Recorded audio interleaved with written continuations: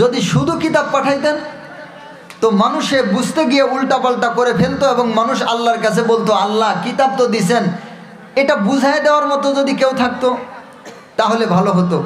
তো আল্লাহ সুবহানাহু ওয়া তাআলা সেই প্রশ্ন, সেই খালি জায়গাটা ফাঁকা রাখেন নাই, বরং পূরণ করে দিয়েছেন। আল্লাহ তাআলা যুগে যুগে 1,24,000 পয়গাম্বর যুগে যুগে প্রেরণ করে দিয়েছেন। আল্লাহ তাআলা তার কালামে পাকের মধ্যে যেই কথাগুলা বলে দিয়েছেন, ওই কথাগুলার ব্যাখ্যা, বিশ্লেষণ, উদাহরণের মাধ্যমে বুঝিয়ে দেওয়ার জন্য। যতদিন নবীগণ দুনিয়াতে ছিলেন তারা তাদের দায়িত্ব পালন করেছেন। এক নবী গেছেন, আরেক নবী আসছেন, এবং এক জামানাতেও একাধিক নবী ছিলেন, এরকমও ইতিহাস পৃথিবীর ইতিহাসে রয়েছে। আর আমাদেরকে আল্লাহ তাআলা দান করছেন শ্রেষ্ঠ নবী, শেষ নবী, এমন নবী যিনি সমস্ত নবীদেরও নবী, এমন রসুল যিনি সমস্ত রসুলদেরও রসুল, যার পরে আর কোনো নবী আসবে না। আর এই এলেমকে বুঝিয়ে দেওয়ার দায়িত্ব হচ্ছে ইন্নাল উলামা ওয়ারাসাতুল আম্বিয়া, যেই কথাটা নবী নিজের জবানে 1450 বছর আগে বলে গেছেন। উলামায়ে কেরামগণ হচ্ছেন আমি নবীর এলেমের ওয়ারিস, অর্থাৎ মহান আল্লাহ আসমান থেকে যে ইলমে ওয়াহি নাজিল করেছেন, ওই ইলমে ওয়াহিকে আমি নবী যখন দুনিয়াতে থাকবো না, আমি নবীর ওই রেখে আসা ইলমে ওয়াহিকে বুঝিয়ে দেওয়ার জন্য, হাতে কলমে শিক্ষা দেওয়ার জন্য, ব্যাখ্যা বিশ্লেষণ করে যারা বুঝিয়ে দিবে, এরাই হচ্ছে উলামায়ে কেরাম। তো এখন এই জামানাতে আল্লাহর নবী আছেন নাকি তিনি দুনিয়া থেকে চলে গেছেন? তো এই জামানায় এলেমকে বুঝিয়ে দেওয়ার দায়িত্ব কার? কথা কয় না কেন? আরে কোন দেশে আইলাম? কথা কি বুঝেন? কথা বুঝলে জবাব দিবেন। সময়টা অনেক সংক্ষিপ্ত আমার, জানি না কোন পর্যন্ত যেতে পারবো। আল্লাহ তাআলা তৌফিক দান করেন, যতটুকু সময় আপনাদের সামনে কথা বলি আল্লাহ তাআলা যেন আপনাদের কিছু গুরুত্বপূর্ণ তথ্য দেওয়ার জন্য তৌফিক দান করেন, বলেন আমিন।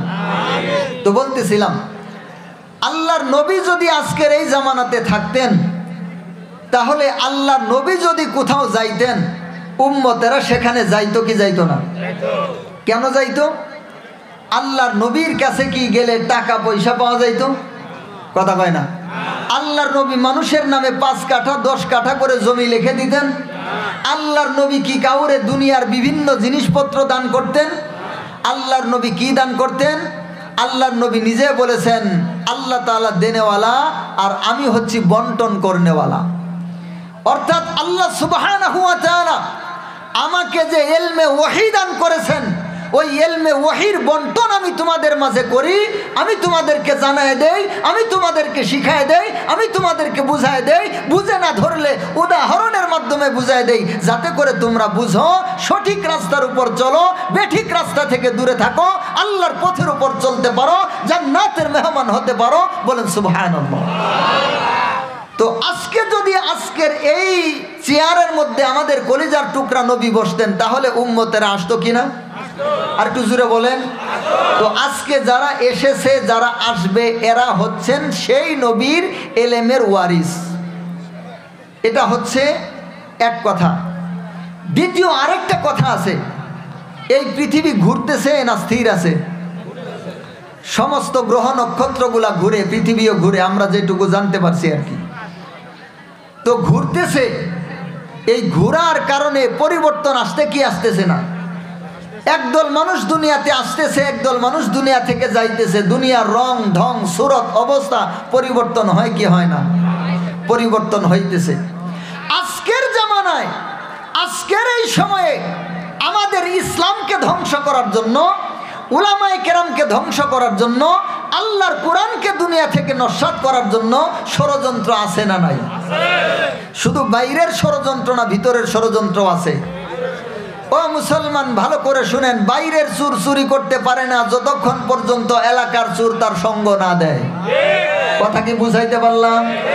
বাইরের চোর ততক্ষণ চুরি করতে পারে না যতক্ষণ এলাকার চোর তার সঙ্গ না দেয়। কারণ বাইরের চোর এলাকাও চিনে না, গ্রামও চিনে না, বাড়িও চিনে না, ঘরও চিনে না, রুমও চিনে না, কোন ঘরের কোন রুমে কোন তলার মধ্যে তার সিন্দুকের টাকা রাখা আছে, এইটা বাইরের চোর জানে না ঘরের চোর জানে? এলাকার চোর মানে আপনার কাছের চোর যারা, এরা জানে কোথায় কি আছে, আর এদের সাথে ওদের যখন যোগাযোগ হয় তখন আপনার ধন সম্পদ চুরি করা তাদের জন্য সহজ হয়, ঠিক কিনা? ও মুসলমান, মনোযোগ দিয়ে বুঝেন, আইন শৃঙ্খলা বাহিনী যেরকম বাংলাদেশে এবং প্রত্যেকটা দেশে আছে না নাই, তারা এই দেশের মধ্যে আইনের কোনো ব্যত্যয় ঘটলে তারা সেটাকে দেখেন, ঠিক কিনা?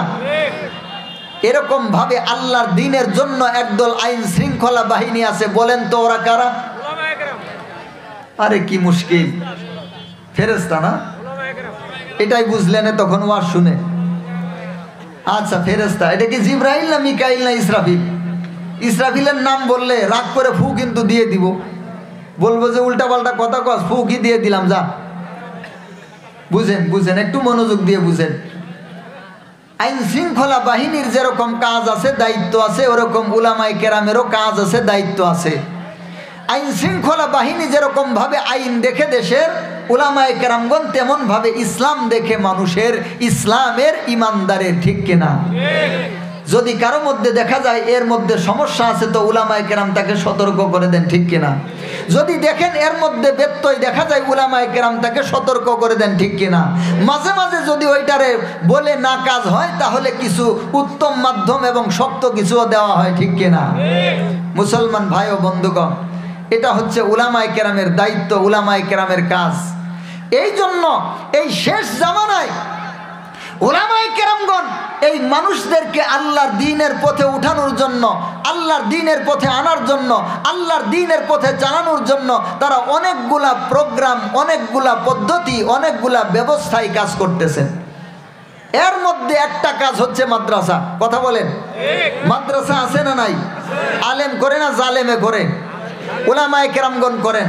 উলামায়ে কেরামগণ ওই মাদ্রাসার মাধ্যমে উম্মতকে আল্লাহর দ্বীনের শিক্ষা দিতেছেন, কোনটা সঠিক কোনটা বেঠিক, কোনটা ঠিক কোনটা করণীয়, কোনটা বর্জনীয়, কোনটা হালাল কোনটা হারাম, কোনটা করা যাবে কোনটা করা যাবে না, এই শিক্ষাটা মাদ্রাসার মাধ্যমে দিতেছেন, ঠিক কিনা? আবার আরেকটা শিক্ষার পদ্ধতি চালু করেছেন, যাদের এখন মাদ্রাসায় পড়ার সুযোগ নাই, তাবলীগের মাধ্যমে, চিল্লার মাধ্যমে এবং হক্কানি পীরদের, উলামায়ে কেরাম যারা আছেন হক্কানি পীরদের মাধ্যমে আল্লাহর দ্বীন শিক্ষা দেওয়ার কার্যক্রম চলতেছে কি চলতেছে না? ও মুসলমান, ওর মধ্যে থেকে একটা হচ্ছে এই মাহফিল।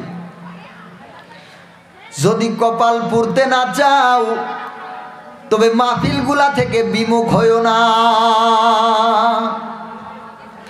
এই ওয়াজ মাহফিল থেকে যদি উম্মতেরা বিমুখ হয়ে যায়, এই উম্মতের কপাল পুড়তে বেশি সময় লাগবে না। আর এই ওয়াজ মাহফিলগুলা নষ্ট হইতেছে কয়েকটা কারণে। একদল মানুষ যারা এই ওয়াজের আয়োজন করে, যাদের ইখলাস নাই, বিভিন্ন প্রকার উল্টা পাল্টা কাজ করে, ওদের জন্য ওয়াজ মাহফিলগুলার ক্ষতি হইতেছে। আরেক দল বক্তার মাধ্যমে ওয়াজ মাহফিলের গুলার ক্ষতি হয়, কারণ গুরুত্বপূর্ণ কোনো কথা নাই, আসল কোনো কথা নাই, আলতু ফালতু নানান কিছু বলে বলে সময় নষ্ট করে। মানুষেরা বলে এই ধরনের কথা শুনে ফায়দা কি, ওর চেয়ে বাড়িতে বসে থাকি। আধা ঘন্টা, 1 ঘন্টা, 1.5 ঘন্টা, 2 ঘন্টা কথা শুনে মানুষ তার কথার মধ্যে কোনো কিছু খুঁজে পায় না। একটার আগা একটার মাথা সব কিছু দিয়ে কোনো কিছুই তার বুঝে আসলো না। ওই সময় মানুষেরা আস্তে আস্তে মাহফিল থেকে বিমুখ হয়। আমি কিন্তু উলামায়ে কেরামের বিরুদ্ধে বলতেছি না, বক্তাদের বিরুদ্ধে বলতেছি না, দুঃখের কথাটা বলতেছি। ও মুসলমান, আজকে যদি মাদ্রাসাগুলো বাংলাদেশের জমিন থেকে বন্ধ হয়ে যায়, আগামী 2 মাসের মধ্যে বাংলাদেশে ইসলামের চেহারা পাল্টে যাবে, ঠিক কিনা? ও মুসলমান, এই মাদ্রাসাগুলা যদি বাংলাদেশ থেকে বন্ধ হয়ে যায়, আগামী কিছুদিনের মধ্যে বাংলাদেশে ইসলামের চেহারা কিন্তু পাল্টে যাবে, মুসলমানের অবস্থা কিন্তু পরিবর্তন হয়ে যাবে। বিস্তারিত বলতে গেলে লম্বা সময়ের দরকার, উদাহরণ দেওয়ার মতো সুযোগ নাই, শুধুমাত্র মূল কথাটা বুঝেন। বুঝতে পেরেছেন কিনা? ও মুসলমান, এই যে তাবলীগের মাধ্যমে কাজ চলতেছে, উলামায়ে কেরামগণ যদি এই তাবলীগের কাজকে বাদ দিয়ে দেন, তাহলে অচিরেই মুসলমানের চেহারা ইসলাম থেকে পাল্টে যাবে, ঠিক কিনা? এই লোকটা গেল কই? একটু লোকের গলাটা নেই, সাউন্ডটা একটু ক্লিয়ার হোক। ঠস ঠসা সাউন্ড দিয়ে থুয়ে দিছে কে? ইয়াগুলা দেয় এখানে হালকা সাউন্ডে, বক্স দিয়ে সাউন্ড দেয়, কি দিয়ে কি দিছে আল্লাহ জানে। প্রত্যেক দিনই তো কথা বলতে হয়, আপনারা তো আজকে শুনতেছেন, আমার তো প্রত্যেক দিনই বলতে হয়, একটু উল্টা পাল্টা হলে সমস্যা হয়ে যায়। তো যাই হোক, কথাটাগুলা বুঝেন, হ্যাঁ আস্তে আস্তে ঠিক করুক। তো এই মাদ্রাসাগুলা বন্ধ হইলে যেমন ইসলামের কি হবে, কথা কয় না কেন, ক্ষতি হবে। তাবলিগের কাজ বন্ধ হইলে ইসলামের কি হবে, ক্ষতি হবে। ঠিক একইভাবে হক্কানি পীরেরা যদি আস্তে আস্তে তাদের কাজগুলা বন্ধ করে দেন তাহলে ইসলামের ক্ষতি হবে। ঠিক একইভাবে এই মাহফিলগুলা যদি বন্ধ হয়ে যায়, এই মাহফিল থেকে মানুষ যদি বিমুখ হয়ে যায়, ইসলামের ক্ষতি হবে কি হবে না? ও মুসলমান, এই 2024 সালের নভেম্বর মাসের আজকে কত তারিখ? আজকে 29 তারিখ। এই 2024 সালের নভেম্বরের 29 তারিখে বিশ্বের কোন জায়গায় ইসলামকে নিয়ে কি ষড়যন্ত্র হচ্ছে, এইটা যারা কাশিয়ার পাশুন ঠেলে ওরা জানে না উলামায়ে কেরাম জানে? আজকে 2024-এর এই নভেম্বরের 29 তারিখ বাংলাদেশের মধ্যে ইসলামের বিরুদ্ধে কি ষড়যন্ত্র হচ্ছে, এইটা কারা জানে? যারা কাশিয়ার পাশুন আর ব্যবসার সাথে সম্পর্ক, নাকি উলামায়ে কেরামরা জানে? আর উলামায়ে কেরামগণ এই ওয়াজ মাহফিলের মাধ্যমে জনগণকে, দেশের ইমানদারদেরকে সতর্ক করেন। এই ওয়াজ মাহফিলগুলা যদি বন্ধ হয়ে যায়, হক্কানি উলামায়ে কেরামের কলিজার যে ব্যথা, কলিজার যে দরদ, কলিজার যে শিক্ষা, এখান থেকে উম্মত দূরে সরে যাবে। আর উম্মত যদি এখান থেকে দূরে সরে যায়, এই উম্মত গুমরাহ হতে বেশি দিন সময় লাগবে না। এই জন্য এই কথাগুলো অবশ্যই মনে রাখতে হবে, অবশ্যই মনে রাখতে হবে। এই ওয়াজ মাহফিলগুলা থেকে কোনোভাবেই আমাদের বিমুখ হওয়া যাবে, বিমুখ হওয়া যাবে। এই জন্য এখনো যাদের মাইকের কানে আওয়াজ যাচ্ছে, যেখানে ওয়াজ মাহফিল হবে, আপনার যদি ওইখানে ভালো না লাগে, অন্তত আপনি ওয়াজ মাহফিলগুলাতে বসে থাকার জন্য যাবেন, ইসলামকে রক্ষা করার জন্য, আল্লাহর দ্বীনকে টিকানোর জন্য, হক্কানি উলামায়ে কেরামের সাথে এলেমের সম্পর্ক রাখার জন্য। জিহাদের যেরকম দরকার, ওর একটা অংশ হিসেবে এই মাহফিলগুলারও দরকার। ও মুসলমান, ভালো করে মনে থাকবে কি থাকবে না? মনে রাখতে হবে মুসলমান, মনে রাখতে হবে। যদি না রাখেন অচিরেই বিপদে পড়ে যাবেন, এমন বিপদে পড়ে যাবেন ইসলামকে কানার মতো হাতড়ে বেড়াবেন, ইসলামকে খুঁজে পাবেন না। ইসলামকে খুঁজে না পেয়ে মানুষ জাহান্নামের দিকে অগ্রসর হয়ে যাবে, ঠিক কিনা? ও মুসলমান ভাইয়েরা আমার, আল্লাহর দ্বীনকে আমরা চিনি না, এই জন্যই আমাদের মৌলিক সমস্যা।